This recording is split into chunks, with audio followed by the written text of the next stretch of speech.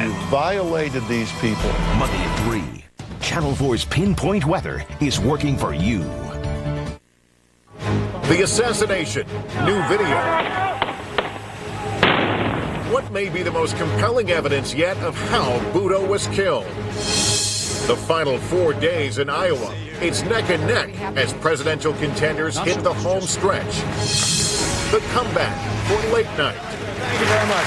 But what about prime time? The strike that's hitting viewers hard at home. And hope floats. A labor of love finally launched.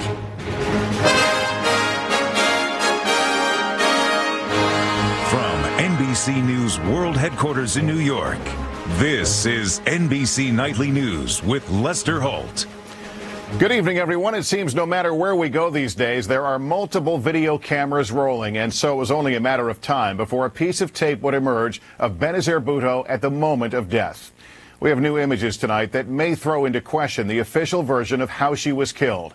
What you are about to see may be the closest thing yet to a Zapruder-type film of Thursday's assassination, and it is likely to further challenge the credibility of the Pervez Musharraf government as it faces its biggest political crisis.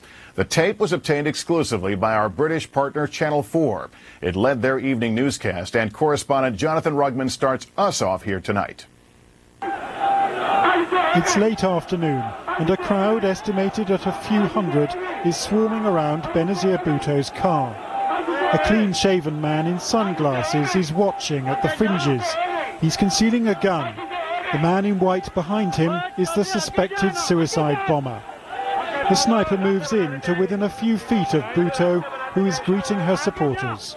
He fires 3 shots. The last bang is that of the suicide bomber, blowing himself up. 21 people in all were fatally injured here. You can hear their cries of pain and shock. Look at the shooting again. As the gunman fires at Bhutto, her hair is lifted. Her shawl is also seen to rise, and she falls inside her car.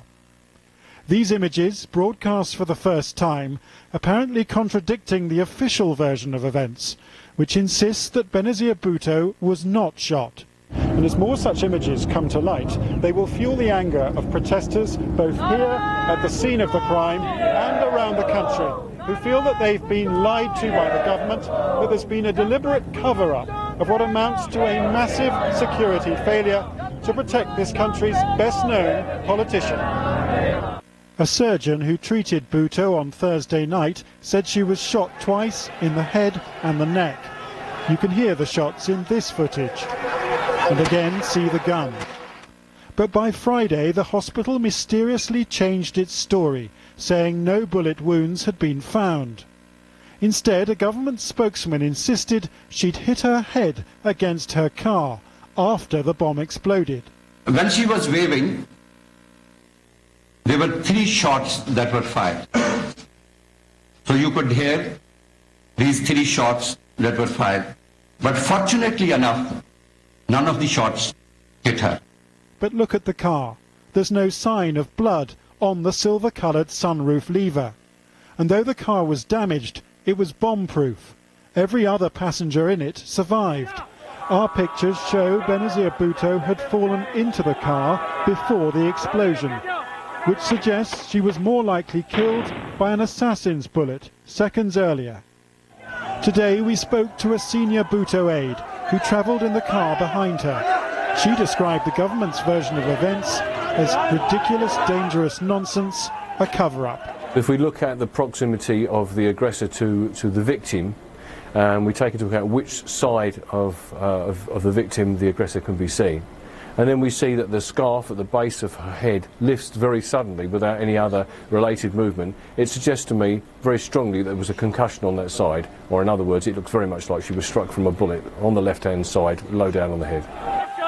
Officials have rejected calls for an independent foreign inquiry into this assassination, though they've offered to exhume Bhutto's body if the relatives who've just buried her request it. That was Jonathan Rugman from our British partner Channel 4. Meantime, after days of rioting in the wake of the Bhutto killing, Pakistan tonight is coming to grips with a new political reality with its upcoming elections hanging in the balance. Our coverage continues with NBC's Michelle Kaczynski in Islamabad. Protest and fire still burn in angry pockets of this nation in mourning, where the army and police also show force, firing tear gas at crowds in Karachi. But the outcry is subsiding. In many places, has turned to prayer. Even in death, Benazir Bhutto today extended the reign of her political dynasty in her will. Her 19-year-old son Bilal will serve as symbolic chairman of her People's Party. I stand committed to the stability of the Federation. My mother always said, democracy is the best revenge. Her husband will take care of politics, while her son continues his freshman year at Oxford University. And they've decided now not to boycott the election, but to participate in it when it happens. As a result, so will their strongest rivals. Officials will hold an emergency meeting tomorrow on how and when elections will be held. Scheduled for January 8th, they may now be delayed until March. Meanwhile, police are under orders to clamp down firmly on any more violence in the streets. Michelle Kaczynski, NBC News, Islamabad. Back in this country, there is no shortage of political drama in Iowa tonight, where a new MSNBC McClatchy poll of likely voters now finds a three-way lead in the Democratic race after a late burst of momentum by former Senator John Edwards. Edwards, Clinton, and Obama all within the poll's margin of error. On the Republican side, Mitt Romney has apparently regained his footing and a slim lead over Mike Huckabee, 27 to 24%, but they are also within that critical margin of error. With 4 days and counting until the caucuses, we have two reports tonight. Let's go first to NBC's Lee Cowan in Des Moines. Lee? Well, Lester, as you said, even though those polls show a subtle shift there, it still is really anybody's game on both sides of the aisle. The question, though, is do these polls show a subtle shift in momentum, and will that momentum last all the way until Thursday? Mike Huckabee, whose affable manner and sense of humor had him for a while at the top of the polls here, offered a more serious defensive tone on Meet the Press today. Mitt Romney is running a very desperate and, frankly, a dishonest campaign. Huckabee often points to how he's been outspent by Romney. 20 to 1, he says. And most recently, Romney's money has gone into a string of negative ads. Belated recognition of greatness. In New Hampshire, it's John McCain Romney's neck and neck with, which has Romney splitting his time and his resources. So that's why I'm contending and working so hard both places. The other guys are just picking one state. I'm working for both. Romney certainly has the wherewithal to dig in deep. Hi, students of Iowa. His is described as one of the largest campaign organizations on the ground, and he, like everyone, is focusing on getting his fans out on a cold Iowa night. When you get to crunch time, the last few days before the caucus, it's all about organization. It's all about finding your voters, getting them in cars, and physically getting them to the caucus sites. Young caucus goers are who Barack Obama is counting on. I need you to caucus for me. He does better with them than either John Edwards or Hillary Clinton, but they tend to be the smallest block of caucus goers. This is the day the Lord has made. Let us Hillary Clinton is praying for a different outcome. She's focusing on older women. They usually outnumber the men in Iowa on caucus night, so history may be on her side. To stand up for the working men and women of this country. John Edwards is relying most on those who caucused for him before, people like Marjorie Connors. But even she says this year there is a lot to choose from. We've always had none of the above, and this year we've got all of the above. Now, the weather, of course, could also be a pretty big factor here. It's forecast to be cold, relatively cold and clear, although cold by Iowa standards is still about 30 degrees, so almost warm to the people who live here. And traditionally, that would indicate a pretty big turnout. Lester. All right, Lee, thanks very much. As we just heard, the campaign of John Edwards is picking up some late momentum in Iowa, but he's doing it in part thanks to the kind of help he often criticizes. NBC's Kevin Cork covers the Edwards campaign, and he's in Washington tonight. Kevin? Lester, good evening. You know, we've been following this campaign for quite some time, and consistently, despite trailing Senators Obama and Clinton for some time, John Edwards has said, look, I've been here before, I'm confident, I know how to close in Iowa. And after being outstaffed on the ground and outspent by millions, our latest MSNBC poll could prove him right.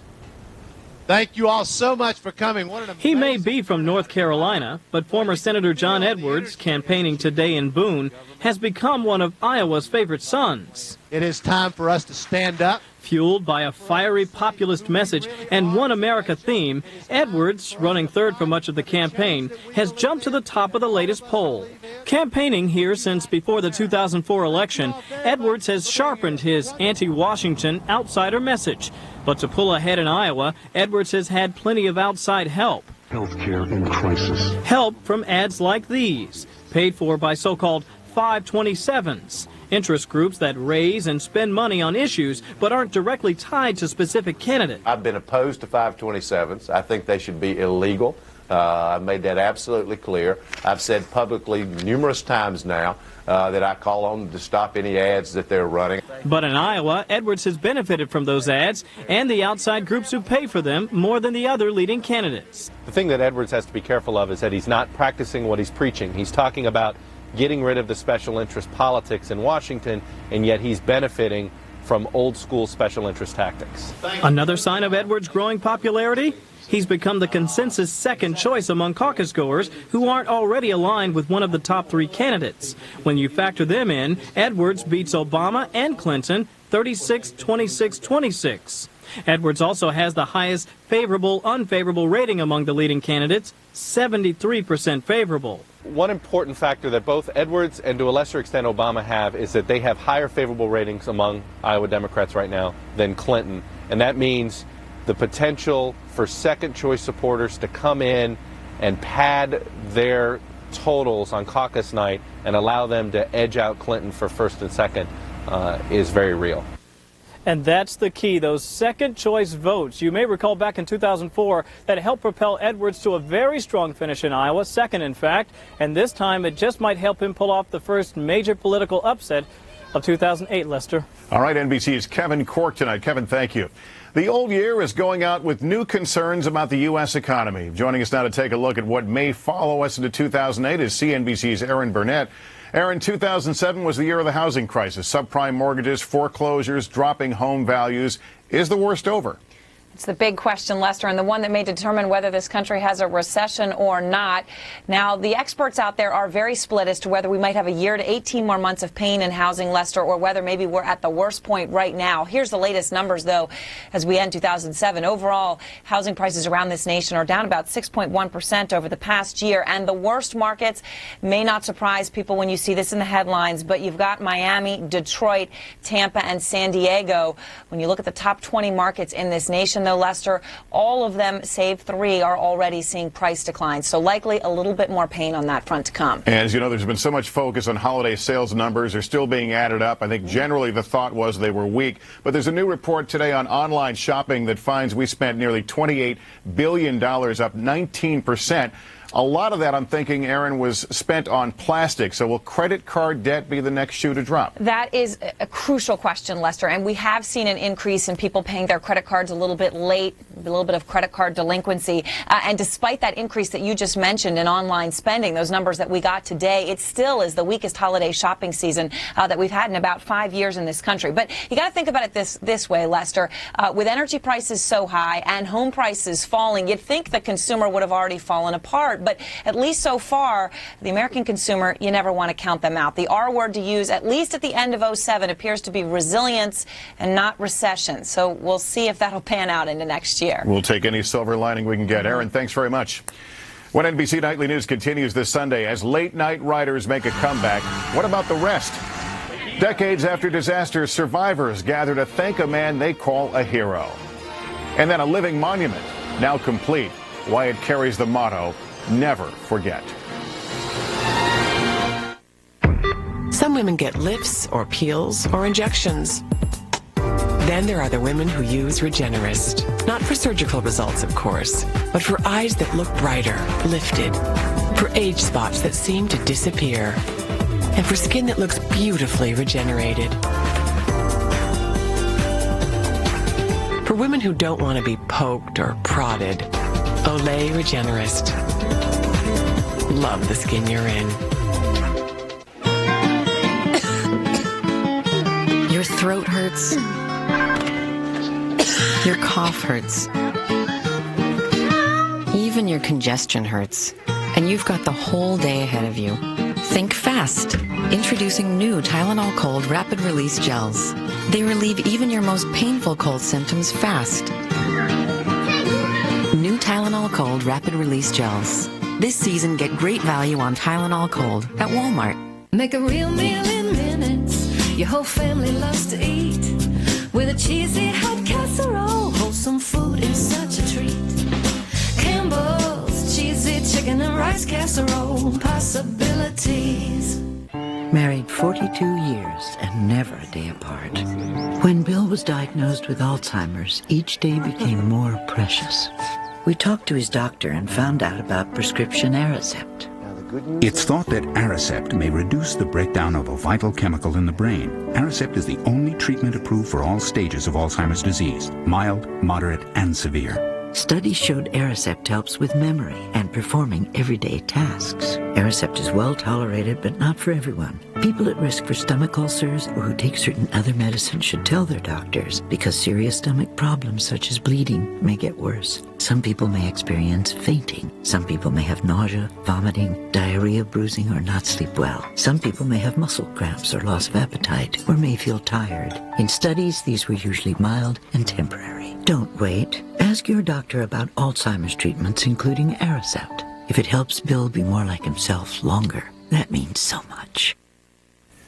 Now to NBC News in depth. The deal with striking writers is allowing a couple of late-night shows to return this week with their writing teams, while others plan to go back on the air without. But there's new concern about the effect the long-running strike may have on award shows, primetime series, and the loyalty of TV fans. Here's NBC's Pat Dawson.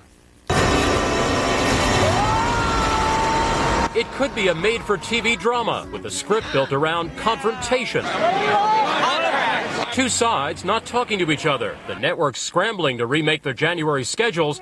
There's even talk of the Oscars being canceled. I think at this point it really is about personality and power and who holds the whip hand. Nice to see you. Welcome to the show. This past week, a deal was struck between the writers and David Letterman's production company. The CBS late-night star will be back on the air with his writers Wednesday night. We're hopeful that the Letterman Worldwide Pants deal will create a domino effect. What we have offered to do is to negotiate with anyone who is willing to come with us in a fair and respectful manner and negotiate a deal. The Writers Guild sees a possible breakthrough, a crack in the producers' unified stance, but the networks insist they're standing firm. NBC's Jay Leno and Conan O'Brien and ABC's Jimmy Kimmel also return this week, but since those shows are owned by the networks, the stars will be working without writers. It isn't going to look the same without writers for Leno. I'm ready for it to end because a lot of the TV shows that I watch have been, going into repeats. Which could give Letterman a big advantage. Not only will his shows have a creative edge, but some celebrity guests might not want to cross the picket line the writers will have at NBC and ABC. So we won't be here. The strike, which affects some cable shows as well as network TV and movies, is largely over how much writers will be compensated when their material is seen on the internet. As for specials, the producers of the Golden Globes say the show will go on. The question is, will stars cross the picket lines? And what about the Oscars? When strikes are over principle and not about 10 or 15 cents extra an hour, they tend to go on for a long time. They tend to be very ugly. And like a long-running series, this drama has no end in sight. Pat Dawson, NBC News, New York. It is the 100th anniversary of the Times Square ball drop, and today officials did a test run of the newly revamped star of the show.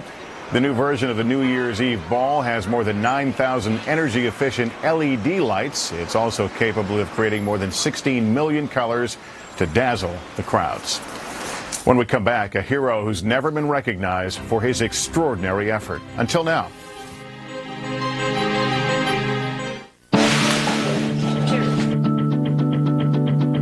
So this is the first room that I've worked on that I really wish nobody had to use, because so many heart attacks can be prevented. Her husband didn't expect to have a heart attack, but you can take action to stay out of this place.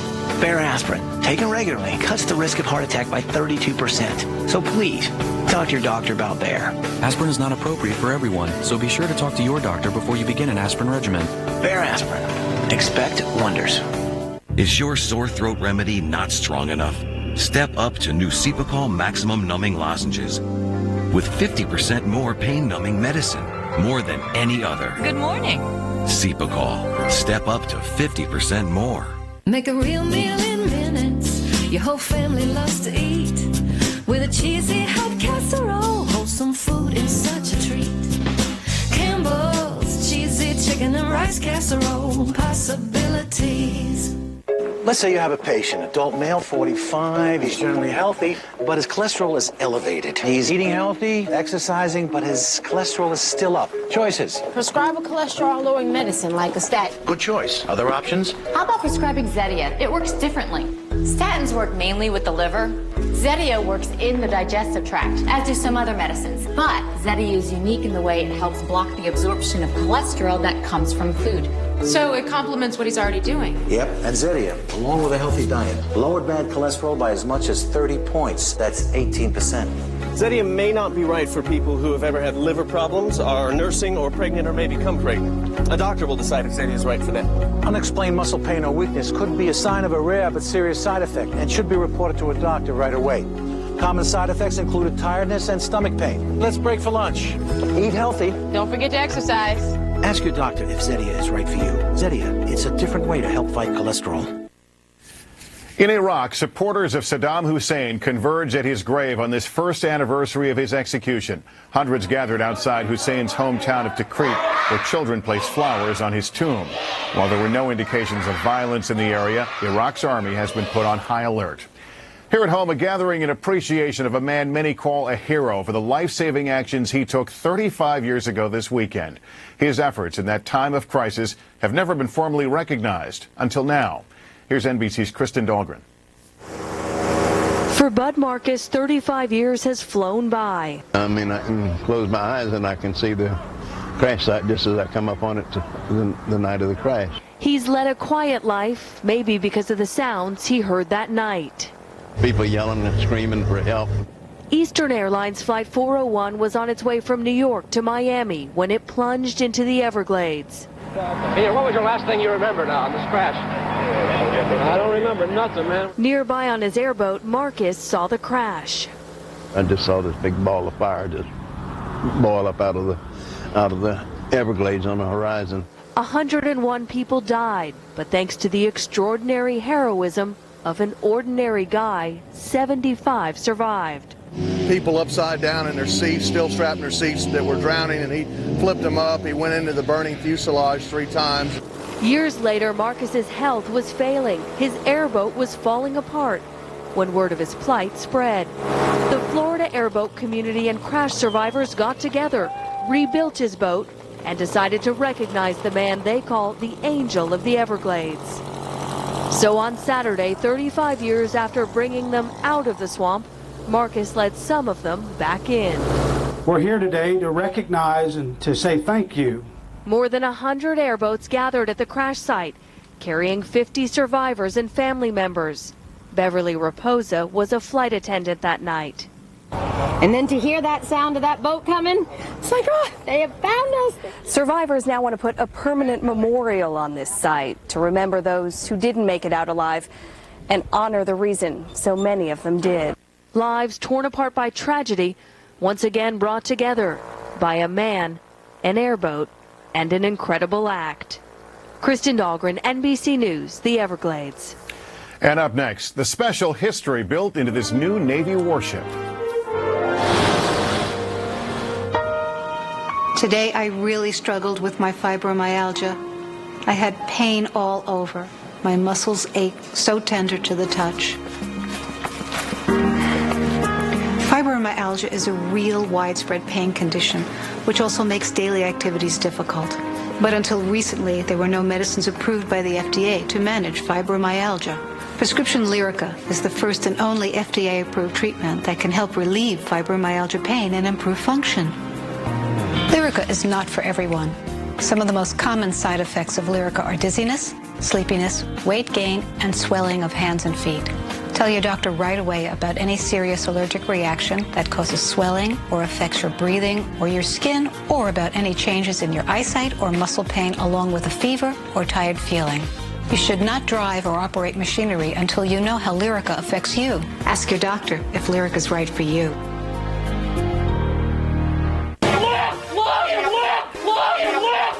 Would you like to win $5,000 every single week for the rest of your life? Yes! Just go to PCH.com right now.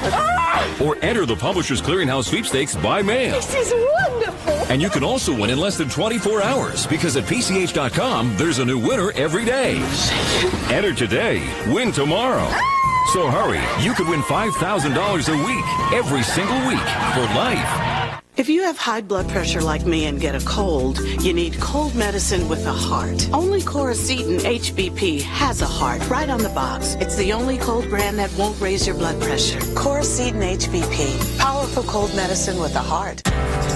I run to make my heart 1 mile stronger. I swim to make my heart 1 lap stronger. 1 weekend with these guys stronger. 1 Leo pulse. 1 power walk, 1 brutal uphill climb. Stronger. And I eat Kellogg's Smart Start to help make my heart 1 bowl stronger. 1 bowl full of antioxidants with a little kiss of honey stronger. 1 bowl stronger. Kellogg's Smart Start. 1 bowl stronger. Today we'll be live in Iowa for the caucuses as the presidential candidates face their first true test. This week on Today on NBC.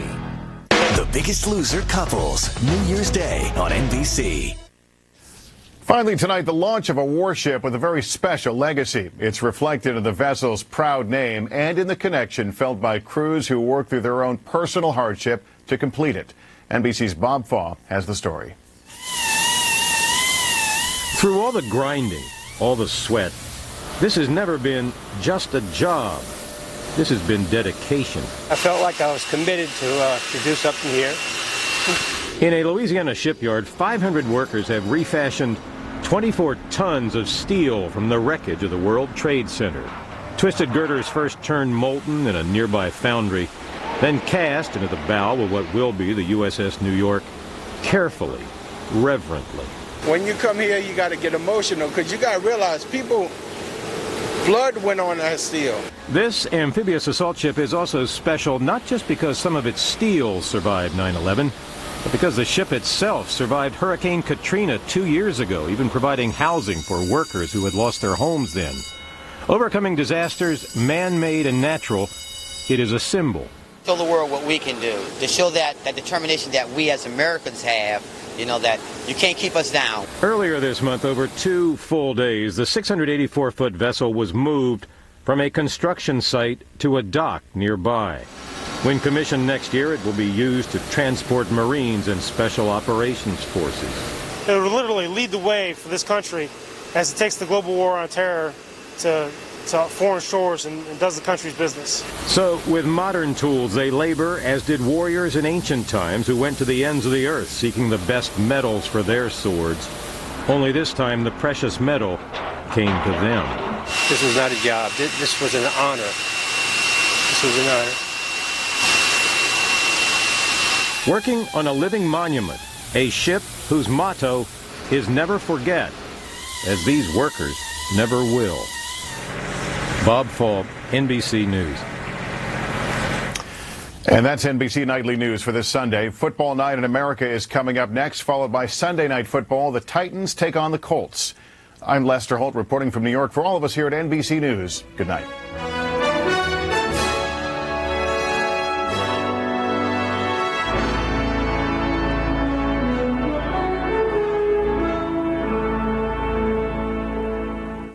NBC News, America's news leader. Keith crowns one unlucky winner as worst person in the world. With themes like these, who needs frenemies? Countdown with Keith Olbermann, MSNBC weeknights.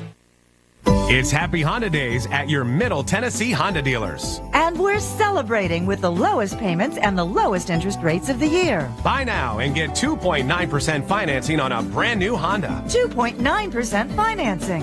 Think Honda for the holidays. It's Happy Honda Days. Don't wait. Visit Crest Honda, Darrell Waltrip Honda, Jenkins and Wynn Honda, Riddell Honda, or Trickett Honda today. Get 2.9% financing on a brand new Honda. This is awesome. You're awesome. I have an idea. Let's go for a dip. A dip? Dip.